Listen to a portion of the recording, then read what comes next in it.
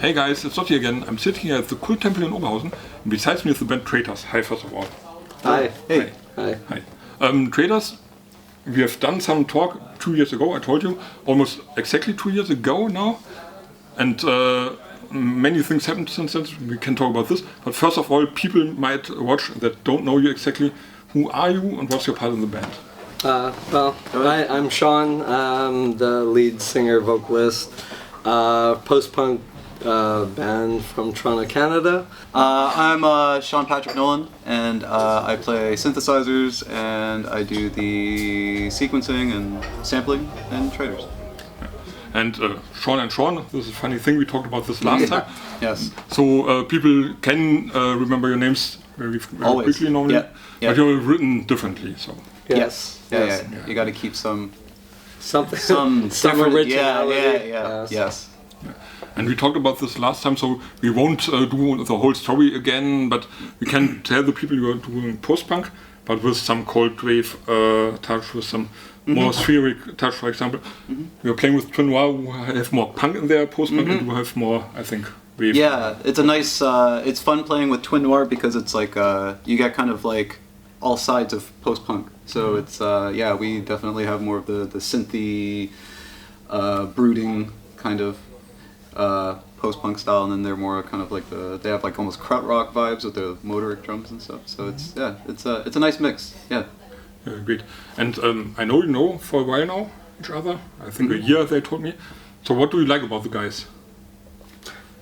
I mean, I think first off, they're really charming, really sweet. Their personalities are really great. I mean, we just kind of click with them. We can have a laugh.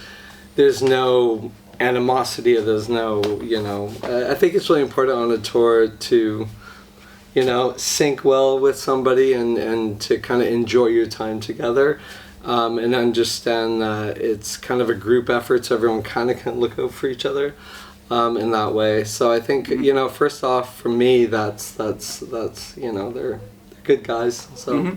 Yeah, no, we bond over music. We bond, like just riding in the van, just listening to whatever it is, if it's 70s music or electronic music or obscure German bands or obscure Canadian bands. Like it's fun. It's just fun to, it kind of makes some of the longer travel days easier when the company is nice. And so we met them in Rotterdam the first time, and we were actually stranded with an issue, and they helped us out. So from when we first met them, they automatically were like very kind, helpful people, and really helped us when we really needed assistance. So it says a lot about them as people, not just as musicians, because they're great musicians, they're great songwriters, but as human beings, they're really sweet and really kind. So yeah, no, it's terrific. The energy on the tour is really positive, and yeah, it's been nice so far.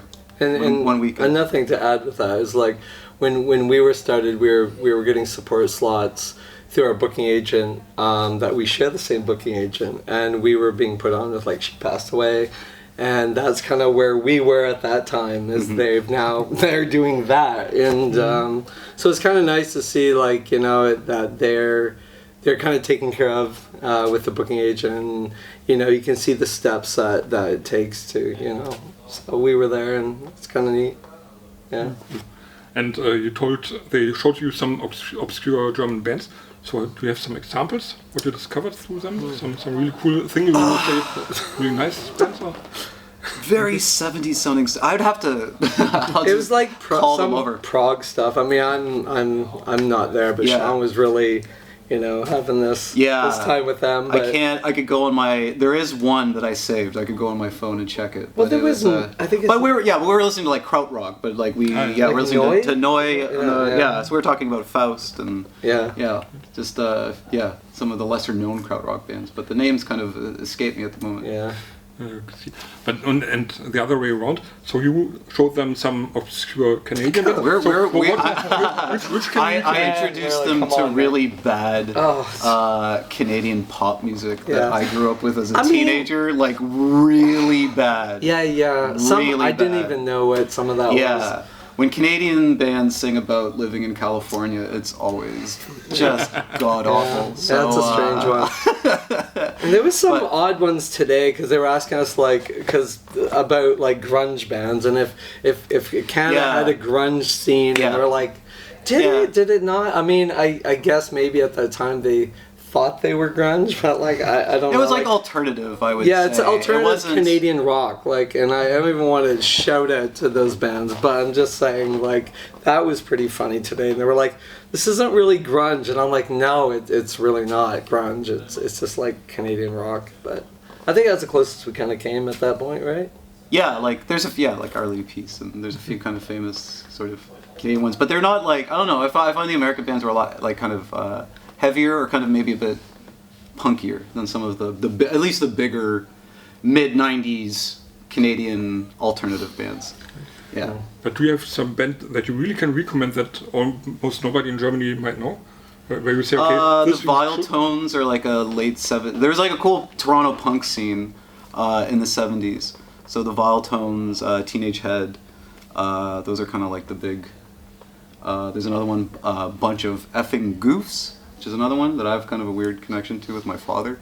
But yeah, they were like, yeah, they're kind of cool. They're you know, like Ramonesy, kind of like very good poppy, good songwriting, kind of traditional sounding punk music. So yeah. I mean, yeah, for me it was like when I was growing up, I was also into like obviously punk music, and a big Canadian band for me was SNFU. I loved SNFU. They were just an amazing. I still love SNFU, and they were, you know, they were fantastic, and you know, they were from like Edmonton. But yeah, I still have a close association with that band. But my sister grew up listening to a lot of like new wave and 80s and stuff. So I got very little of that because everything coming from her room was like, you know, The Cure and all this stuff. So I was so infatuated with that stuff, being so little, and you know. But the Canadian stuff, maybe like Blue Peter and things like that, they were pretty cool. A couple of 80s, you know, new wave bands. So have a listen to them. Yeah. Maybe tomorrow. Mm-hmm. Yeah. Cool. And now you're on tour with those guys, TWIN NOIR.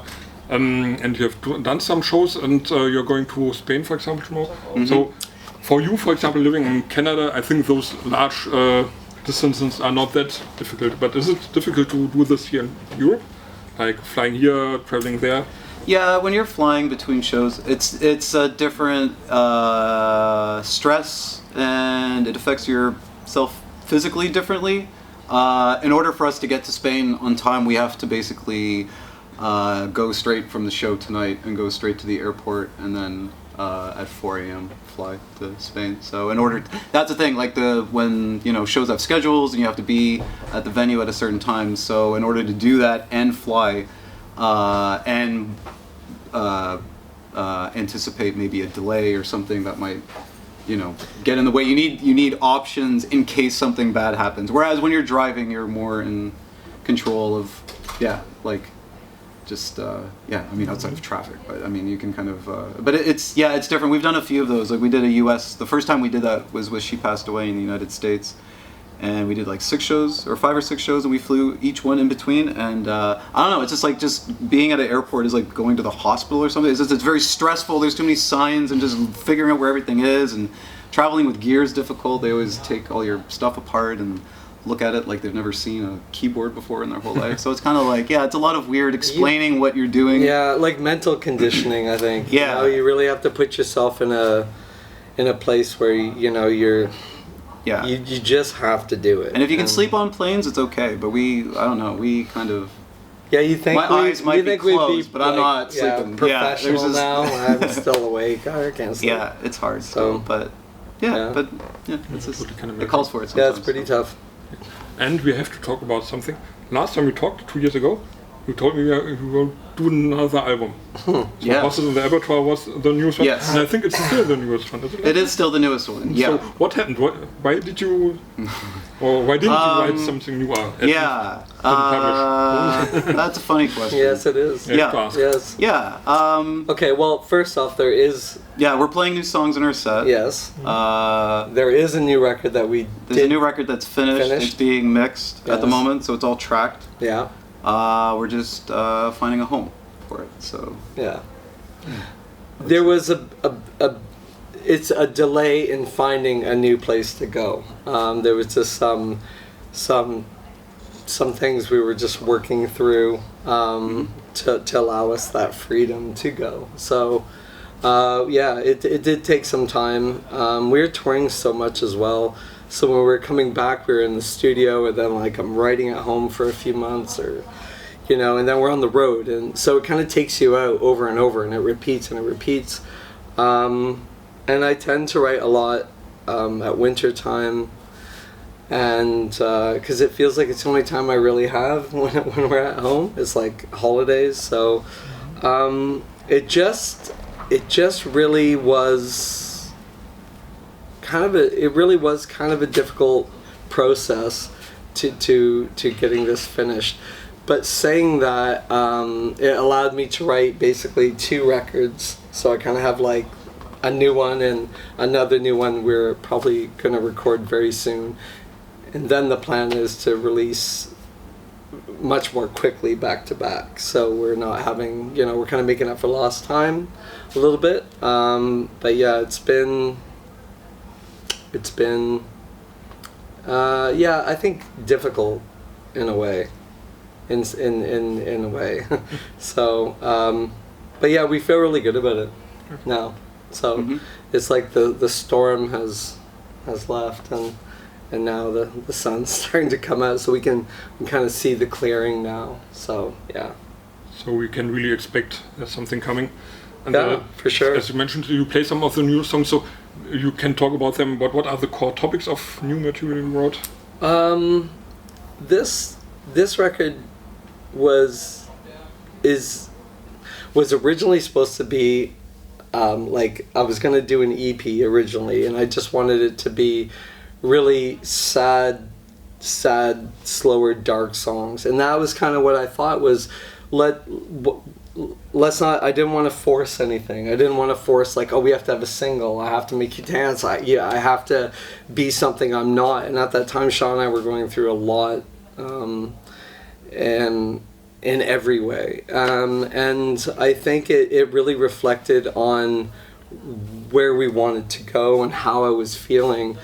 And a lot of it had to do with like, it's kind of a painful album. It's very, it's really from the heart, and I wanted to really put it on the table and just be like, look, this is it. If this is the last thing I do, I want everybody to feel. And from that, when it came time to put it in the studio, we had kind of started with this kind of, this element, and it was our producer that actually was like, where do you want to go with this? Like, do you just want to make everybody just like feel like horrible every day or whatever, or do you want to kind of keep pushing and have some singles on it, and we did have some singles, and at that time Shawn was like, yeah, I mean, we have them, so we were like, okay, let's just track them in and see if they fit the feel of this record, and they fit really well, and so we just kind of kept pushing with it, and then it became a full record, and now it definitely has like it has both elements. It has like a lot of dark elements and kind of somber, and it has a lot of there's a lot of I don't know. It's kind of an angry album in a way, I guess. I want it to be very strong, but I just kind of wanted to be like, it's been a while since we released something, so I wanted it to be really, really from my heart. So that's kind of what we did. Yeah. Great. I'm looking forward to it. Yeah. Totally. And talking about angry things.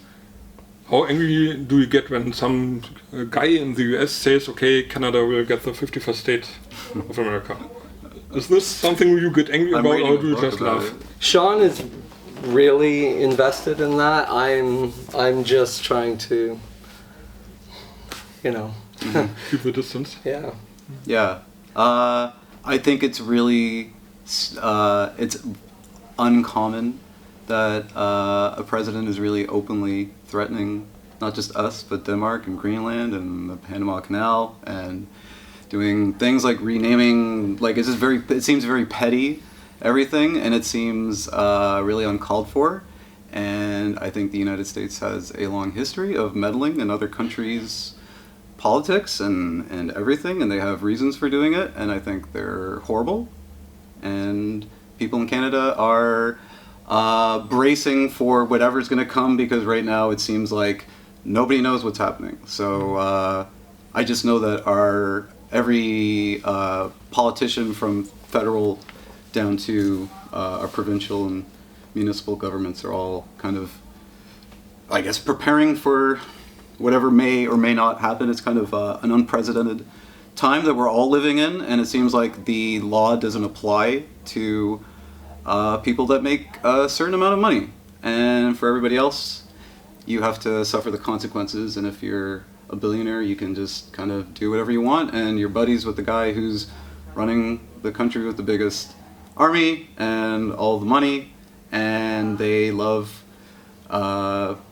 just interfering in, like, you can look at everything from, like post World War II and pre World War II. Like, it's just, I don't know. They have I'm reading a book called The Myth of American Idealism, which is Noam Chomsky and co-written by another author. So it's kind of all about that, and just kind of putting a context to what's happening now with historical facts. So yeah, it's scary. Nobody in Canada wants to be a part of the 51st state, or be a part of the United States. We were just touring in Finland and Sweden, and Scandinavia feels geographically like Canada. The people feel Canadian.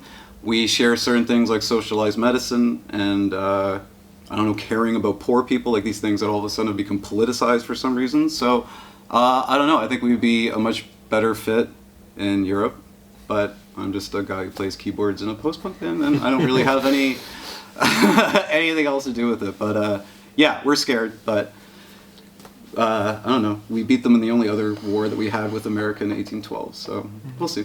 Hopefully not. Yeah, I hope so as well. I think we all are scared about what's happening in the whole world at the moment. Yeah. So yeah. That's the reason why I took my piece. Yeah. No, really, honestly, and I mean that's the thing. Like we haven't been to Asia. And we've only been to, we haven't been all over the world, but we've been to, I think we've been to more countries and cities than most people do in their life. And when you do, you realize that person to person, people have a lot more in common. They're worried about just paying their bills. They're worried about supporting their family. They're just worried about being okay in their head. And it's the politicians that screw everything up. And they always do, because it's about power, and it's about money, and it's about keeping the war engine always constantly going.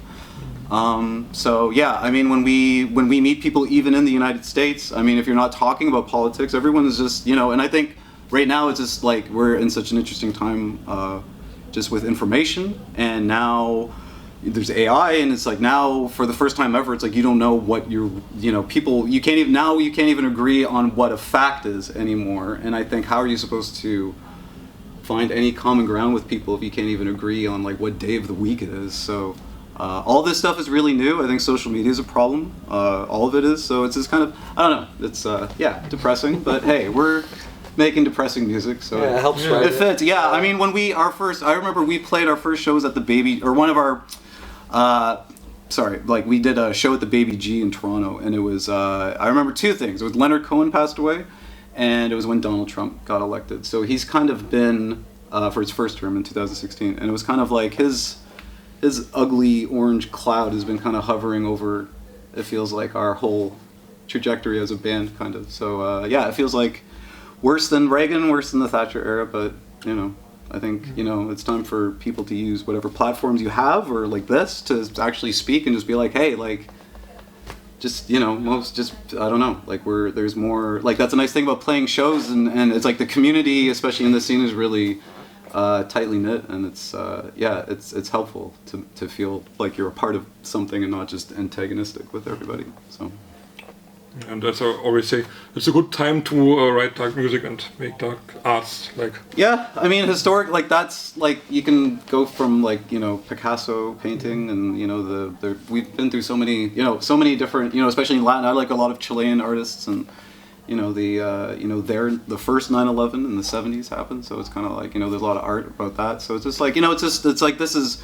You know, that's what's, it's funny that, you know, Canada getting threatened, and when you think about other parts of the world, like in the Middle East, it's like they're getting threatened this is common for them to happen for decades and decades and decades and decades. So, yeah, it's sort of, we've been very fortunate and privileged in Canada to not have to face such a direct threat. I mean, this isn't a direct, I mean, it's kind of, that's the thing that's funny about him, is the way he speaks. It's like double speak. He just says, if he doesn't like how you react to it, he'll just say, oh, I'm just joking, or I'm not being serious. So it's hard to know what is serious or what's a real threat or isn't a real threat, but yeah, I don't know. I'm just hanging on.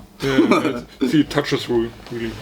So, yeah, good. But let's come to something positive for the end. Okay. And we can take this, you traveling all over the world, getting to many countries and stuff. So what have been the really most beautiful experiences you made so far in the last year, being on tour, meeting people? What really have been really warm and good moments for you? Personally, for me, I think more than ever, I get approached by a lot of people now where what we're doing might be helping people through really hard times, and to know that what I'm doing in channeling that could help someone. I never saw that coming, and at first I don't know if I could accept it, or maybe because I couldn't understand it. But as we've gone on, I do understand it now, and I really think for me that's just the most. If I can help somebody else, you know, in you know, people, you know, whatever their issue might be, and you know, I get it often. It does fill a sense of, you know, it fills something in me that I feel that I maybe didn't think was possible.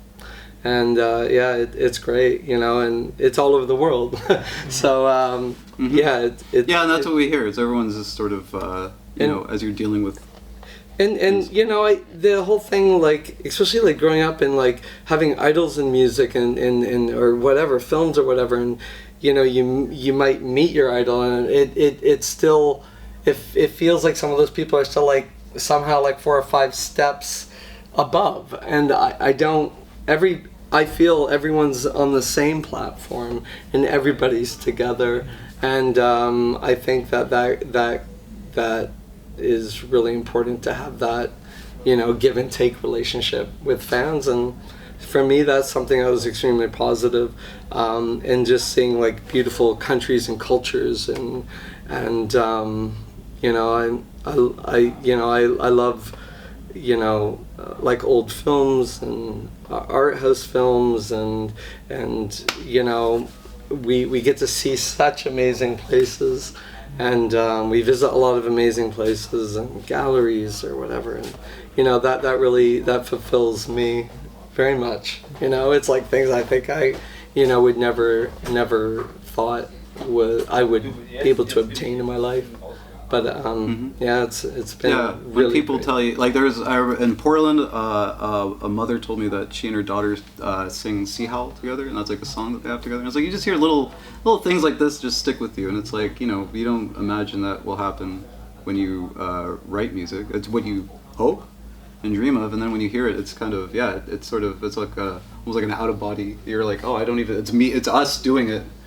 But Shawn's right. It's like we always say, like we're just like everybody. We just happen to be the people up there, but we're just people. There's no difference. Anybody can do this. Anybody can learn or you know, just it's without an audience, there's no, like, we struggled for a long time to find an audience. So it's like, you know, we know what it's like to sort of like you know, just scream into an empty void or room and not get any feedback. So without the audience, you know, yeah, we can't do this, we can't go anywhere. So, you know, we really really appreciate every person who just comes to show or buys merch or even just says nice things to us. It's really important. So we value it a lot. Yeah, and you deserve it for Thank sure. you. That's Thanks really very great. much. Great guys, great music. So it's really cool to see how you're growing and your audience is growing, and that you still are the normal nice guys to talk to. Yeah. We're Canadian. Come on. You're not, Leave us alone. Go away. you're not no GIs, no. Yeah. No. Yeah. Please. Okay, so, and for the end, do you have some greetings to the people outside? Some message or? Yeah, sure. I mean, thank you for, man, we love any opportunity we get to talk about just anything, you know, it's fun for us. We really enjoy it. So thank you for watching. Thank you for supporting us. Yeah, we'll put out new music soon, we promise. Yeah. It's gonna happen. Thank you. For me, thanks for the nice talk. People outside, TRAITRS, really great band. You probably know them. If not, check them out. And I'd say bye-bye, cheers. Cheers.